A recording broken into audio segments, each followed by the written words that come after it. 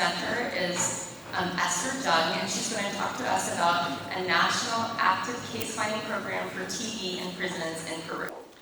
Hi everyone, my name is Esther Jung. I'm the research program coordinator for the Andrews Lab here at Stanford.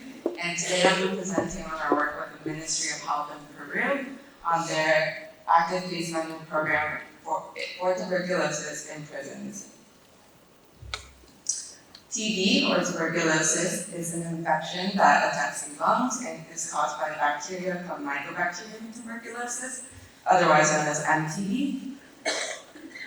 We think that TB is infectious for about a year on average before being diagnosed, and the active form of the disease can present symptoms like cough, fever, night sweats, and unexpected weight loss, but it's estimated that 50% of cases actually lack symptoms, such that 25 to 50% of cases every year go undiagnosed.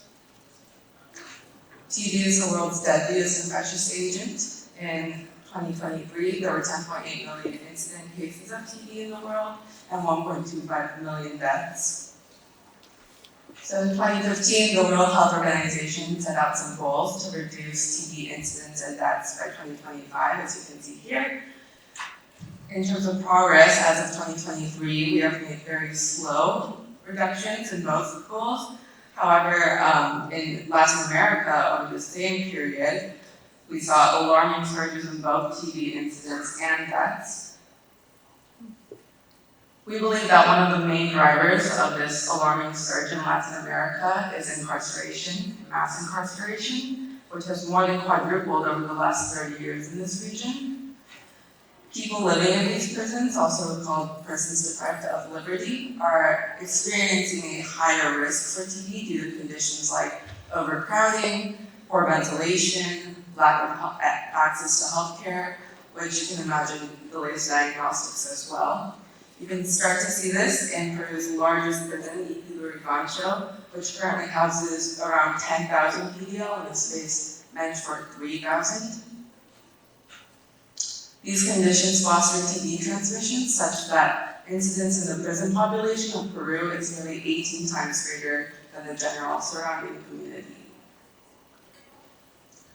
So in terms of controlling this TB epidemic in prisons, Peru has historically relied on passive case finding strategies, which is when we wait for patients who have active TB to seek medical attention when their symptoms are bothering them enough or if they're impeding function.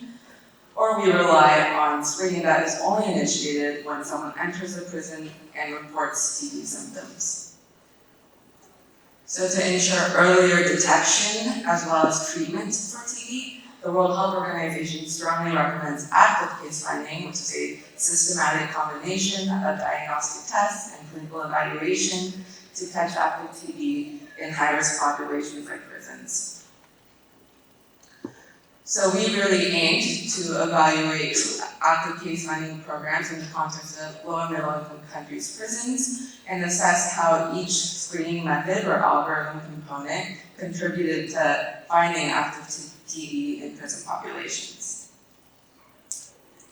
We had a remarkable opportunity to do this, as in 2023, the Department of Prevention and Control of TB in Peru initiated the active case finding program among almost half of the nation's incarcerated population.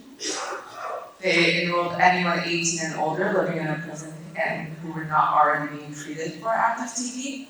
And they started by interviewing everyone for demographic, clinical, and symptom information. And then they went on to screen everyone with an X-ray that was taken by a digital portable radiography machine. These X-rays were then analyzed by an automated interpretation software called CAD-4TB, which scores each X-ray on a scale of 0 to 100 based on the amount of radiological abnormalities that are suggestive of a diagnosis for TB. Everyone was then also independently evaluated by a physician, and even if someone had a normal X-ray score, if that physician presumed them to have TB, they were asked to give a sputum sample in addition to anyone who had an abnormal X-ray. All these sputum samples were then analyzed by a molecular rapid diagnostic assay called EXPERT, expert quantifies the amount of MTB DNA in each sputum sample, and those without any MTB detected who were living in a cell with someone who did have a known case of TB were given preventive therapy to mitigate the risk of progressing to active disease, and those with MTB, or trace levels of MTB, were considered to have confirmed TB, and they were given free treatment as well as contact investigation. So this program, between January and September of 2024, was able to screen 18 prisons in Peru. Mostly male prisons, with 5 female and 1 co-ed prison were included. The program screened 38,734 individuals.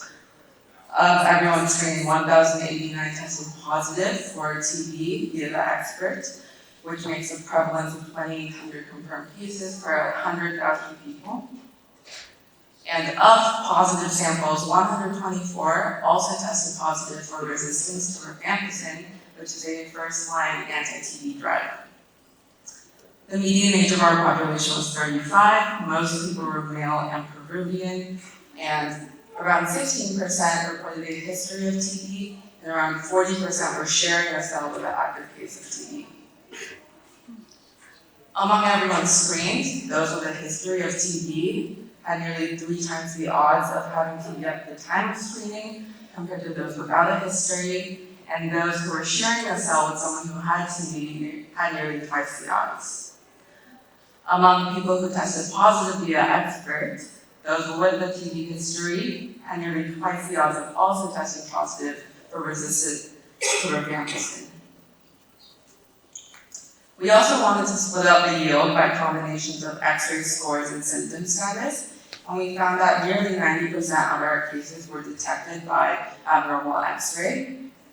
What's interesting is that the group you would expect to make up most of our cases, those with abnormal X-rays and TB symptoms, only made up around 50%.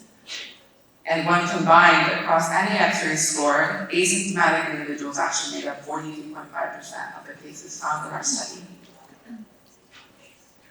So in summary, this was the largest active case finding implementation we have seen to date in LMIC prisons, particularly in Latin America. We found a very large proportion of cases to have drug resistance as well, 11.4% compared to a global proportion that sits around 3%. And that is in alignment with our knowledge that Peru harbors some of the most drug-resistant TB in the world consistently. We found a very large reservoir of subclinical or asymptomatic TB, which represents a very large hidden threat that is also very substantial and suggests that passive case finding and symptom-only case finding is likely missing a large fraction of active TB in our population or delaying the diagnosis of active TB. This was also a very good example of an active case finding program that was performed efficiently at scale by teams of healthcare professionals.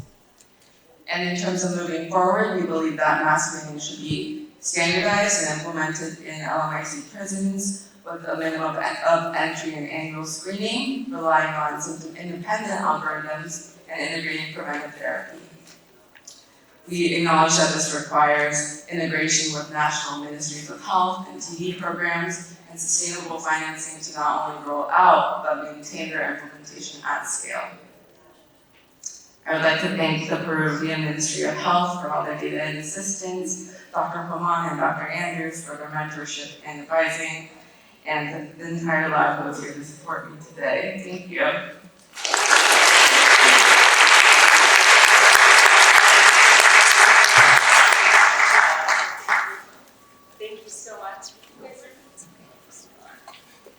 Thank you so much for that incredible presentation. Anybody can come up to the mic now and ask Esther any questions. Thank you, very exciting work. How were the x-rays read? This seems to me like an excellent opportunity to evolve AI to screen these x-rays. There are AI programs that are very reliable and precise in TB recognition, and that may save a lot of resources by learning them from AI. Yes, this was exactly example of a program that did integrate AI-driven technology. CAD for TB is a automated interpretation software that is trained on X-rays that are confirmed to have TB in the past and detects the amount of radiological abnormalities. And this is something that the World Health Organization is starting to recommend as a part of ACF strategies, because we realize that there's not enough people and labor to run and read all the X-rays at the capacity that we need them to. So absolutely, AI is definitely transforming how we are detecting that. You may find the radiology department at Stanford would be very interested in this. They have very nice databases to compare training sets, etc. That's great to know. Thank you. Hello, my name is Tim. I'm a fourth-year medical student at Albert Einstein, and I'm curious about if you studied HIV, or if you know if there's any data already in these prisons about the prevalence of HIV and co-infection with TB. Yeah, absolutely. HIV is a huge immunosuppressant and also kind of comorbidity that we look at often in TB. The HIV prevalence in Peru is actually very low, and the screening was done very sparsely, so we didn't include that into our regression or our analysis, but we do believe that some of the results we're seeing could definitely be impacted by the presence of HIV, and perhaps in our younger individuals included in the population as well. If they also had HIV, it could predispose them to also a higher risk of transmitting active TB in the population. Thank you. Okay. Impressive presentation, thank you. Jason Andrews' lab has shown in Brazil that often the tuberculosis epidemic can spill over into the community. Are you planning to look into the communities around the two areas of prisons? Yeah, so this is an active ongoing collaboration with the DPCTV. We are first trying to identify contacts both inside the prison and outside of within households, families. We are trying to also then integrate TPT and preventive therapy into those interventions and see what the spillover is and how we can counteract it. There have been a few studies done, but not so much prison spillover into the community, so that's definitely a future direction we would love to take. David Saina, Yana Schopenhauer, I work at Cepheid. My question for you is, did you see a correlation between bacterial load and those who are asymptomatic versus symptomatic? Yeah, great question. We haven't analyzed the bacterial load from the expert in a continuous fashion or a categorical fashion. We are hoping to get those data in order to be able to. I know that there are groups in Brazil and collaborators in Brazil working on that, so hopefully we get to see some results soon, but definitely something we would love to look forward to in the future. I have a question for you, Esther. So, it's an incredible program in Peru, right? And I just wondered if you could give us a little bit of the landscape across other prison systems across the world, even here in the US, and how they might differ, and then talk about how we're gonna make those WHO goals, maybe using a system like this. Yeah, big question. Peru has a really good infrastructure in terms of they already have a very good laboratory system for experts, and they have some radiological infrastructure already in each prison. When we were talking to the team, they were saying existing prison health clinics already have some sort of X-ray, but it's that this algorithm hasn't been standardized, and this is the first time they have come close to standardizing the algorithm across so many people in their carceral population. In terms of prisons in other countries, we are working with Brazil, and we definitely see some heterogeneity across the prisons between Peru and Brazil. The prevalence in Peru is actually lower in the prisons, but we have yet to actually think about strategies to combine and make a combined effort there. In terms of the US, it's just a lot of the reason that we don't think of TB a lot here is because we don't see it so much, and the US see the incidence as almost 50 times less than that of Peru across the country. So we are really trying to focus the efforts in LMIC prisons first, and in terms of how to reach those goals, I think it's going to have to be a combination of really getting these factors implemented, but also targeting the upstream factors of incarceration, mass incarceration, and perhaps on the back end, decarcerating people and making sure to get them out of prison as fast as we can. Thank you so much. Let's give her a round of applause.